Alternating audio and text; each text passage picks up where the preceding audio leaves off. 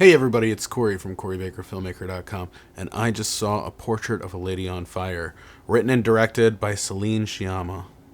So caught this movie at home on Hulu. I did want to see it like when it first came out, but just never got a chance. It got lost up, I think, in a lot of other awards fair, and just kept missing it until eventually it left theaters. But I'm so glad that I finally got a chance to see it because it's a wonderful, beautiful little film.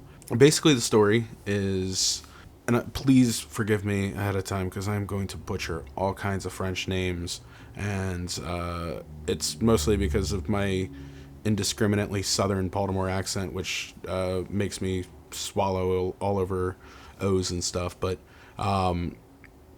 Marianne is a painter who has been brought to paint a portrait of Louise, who is going to get married, but the painting is like a gesture so that the prospective husband knows what he's getting. And they stay at this island of Brittany in the late 1800s, where there is a servant, Sophie, and the mother, La Comtesse. And at first, she's the Marianne is supposed to sort of act like a walking partner and paint in secret.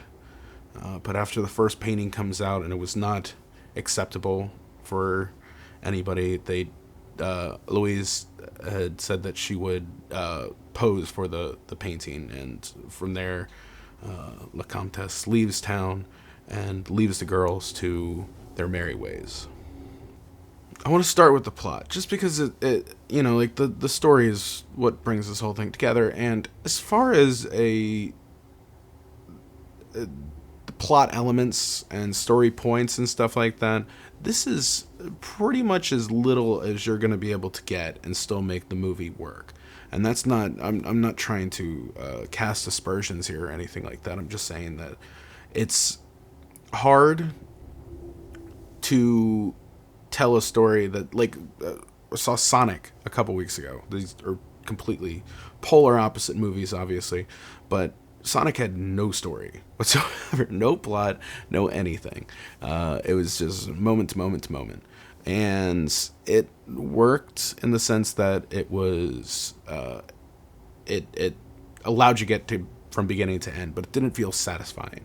This one felt very satisfying, and it's hard to say usually that a movie that has so little intricacy in the story elements is so deep. And I mean, it's part of like this minimalist style that Sciamma's got it going on. It's really every frame paints a picture, and I think that's very much of the style of a movie that's talking about a painter who's doing a portrait.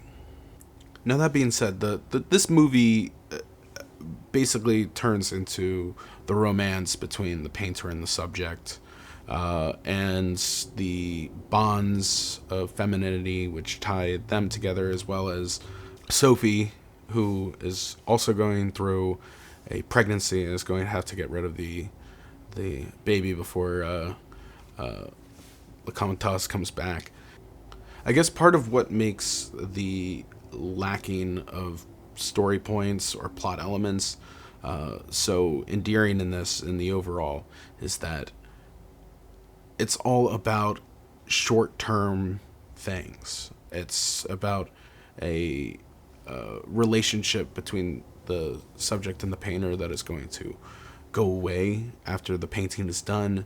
It's about Sophie's relationship with her unborn child, who she's going to abort, and the short time that the two of them are connected in this way.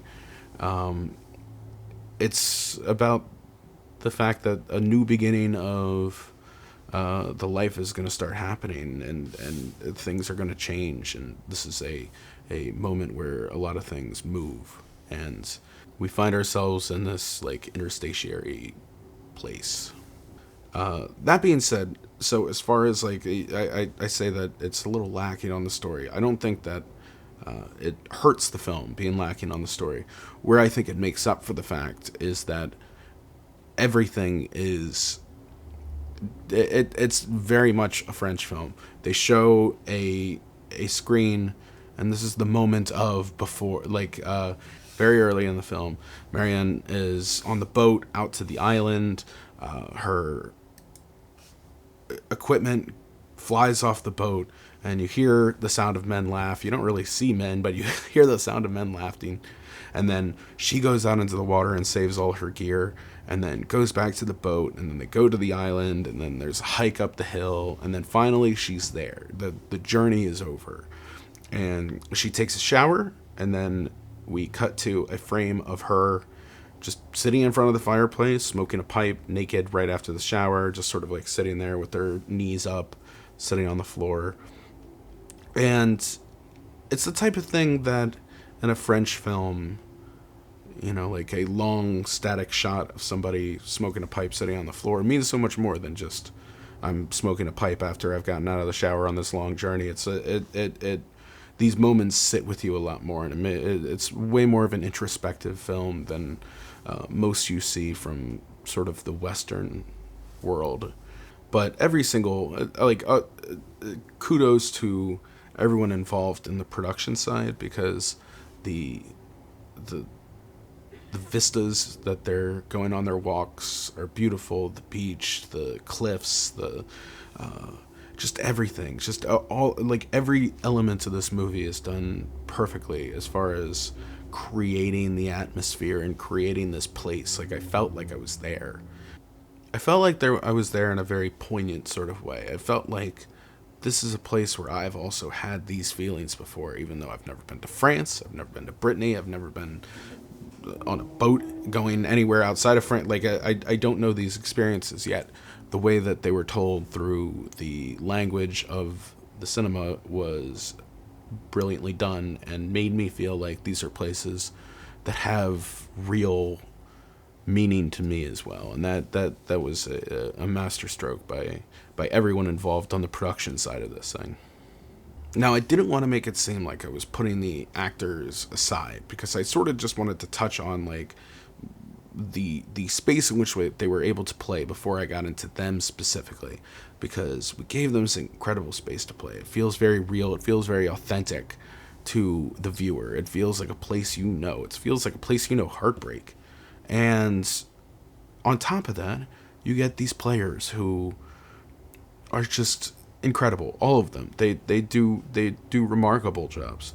The three leads in particular, Noemie Merlant, Adele Haenel, and Luana Bajrami, they all just have these wonderfully little subtle but like effective performances. I'm super interested in seeing like other things that they'll do. The only Sciamma movie I had seen before, and I don't even think I saw the whole thing, I just sort of caught bits and pieces, with Water Lilies, where Haenel is in as well, because the two of them are in a relationship together. Yeah, I mean, like I just think that this is a coming out party. I feel like for especially Haenel is a more well-known name, but Merlant, this has sort of one of her first big moments, and Bajrami, she's young, she's 19, she still has a lot of promise ahead of her, and I'm really excited to see where they all go. And Valeria Golino is wonderful as well, but she's the fourth person that we see the most in this movie, but she kind of cuts like right in the middle, and we don't see her for a while, but her sort of energy lingers on, and I think it's because it's a very strong performance by Valeria there. A lot of this, though, I think is really about just like the physical acting that is going on, the faces and the choices that are being made. I don't speak French, so I can't speak to how the cadence and the delivery fits within the ears of a native French speaker, because I'm judging off subtitles. And this is a problem that I felt like I had with Parasite as well, which was, I can understand that there's great acting going on there. I just can't quantify every little bit of it because I'm at the disadvantage of not knowing the language. But in this one in particular, like just that, there was something in the water going on in this one, because the the choices, the way that the whole thing was played on the face was just beautiful. And specifically for Merlant, she has such a unique face. It looks like the type of thing that I would like to, if I was a painter, I would look at her and say, I need to paint you. And I feel like that's part of how we got to this point with her being the subject of the painting in the movie. And Sciamma just wrote effectively like a romance era novel and turned it into a movie, and it didn't feel, the part of the reason why you would hear a lot of people say like, oh, I prefer the book over the movie, is because the book, you can spend 10 pages getting into somebody's psychology about how they feel something, and it makes you feel deeper to the character. And in the movie, there's no effective way to really do that, especially if you're turning like a 500-page book into a 2-hour movie. It's just like, there's things that get cut, there's things that get compressed, there's characters that get combined, all that sort of stuff. This feels like a novel. This feels like a movie that is just a cinematic version of a novel come to life. I wouldn't say that the paintings within the movie do the same thing. I don't feel like the paintings ever really transcend to the same level that like the filmmaking and the acting and everything is. So it sort of feels like the art is not as poignant, which is part of the, I mean, like, this is the means by which we've gotten to the story is the art. And I feel like that's a little lacking, but really, I'm nitpicking right now. There's not a lot wrong with anything with this movie. It's pretty immaculately done. One thing I did really enjoy, though, it was very fascinating to watch a movie with nearly no men. I mean, there's some men in the beginning on the boat. There's some men. There's like sort of like a witching bonfire thing that goes on about halfway through, and there's a couple men there, but they're in the background. Their faces are out of focus. Their backs are turned. Like, there is no men of consequence in this movie. Yet the feeling of men, as a detriment on these women's lives is ever present. Like, it just you feel the heaviness of men around, which is a very interesting way of going about the story. I feel like there was some real honest tenderness and beautiful romance between our two leads, and I think that telling it through a nearly 100% female gaze allowed it to find itself in a different way. And more than anything, I felt like these characters weren't so much in like even though the relationship between them was sexual and went along the lines of sort of a sexual romantic relationship, it almost felt like there was just a bond between these two that was so close that there wasn't really a label to put on it. And there's something about creating that atmosphere of what we were feeling was really incredible work, and should be applauded throughout. This frame's looking a little lonely, so I'm going to paint a little leaderboard over here. It's leaderboard time. It's moments like these. I felt like this way when I saw Parasite. It's moments like these I really wish I knew how to speak French, because I feel like this movie is kind of there's a detriment to me being able to understand this movie to its fullest extent.